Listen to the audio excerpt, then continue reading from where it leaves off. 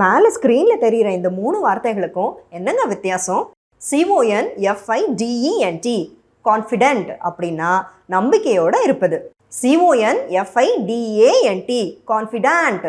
DENTக்கு பதிலாக DANT போட்டால் இதுக்கு அர்த்தம் நம்பிக்கைக்கு பாத்திரமானவர். எந்த அளவுக்குன்னா ஒருத்தருடைய உணர்வுகளையும் ரகசியங்களையும் பகிர்ந்துக்கிற அளவுக்கு.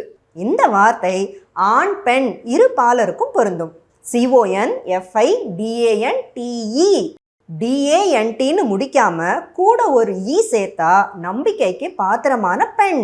எந்த அளவுக்கு? ஒருத்தருடைய உணர்வுகளையும் ரகசியங்களையும் பகிர்ந்துக்கிற அளவுக்கு அப்படின்னு அர்த்தம். இவைகளுக்கான examples: He is confident that he will win. அவர் வெற்றி பெறுவார் என்ற நம்பிக்கை அவருக்கு உள்ளது. He shares his secrets with his closest confidant.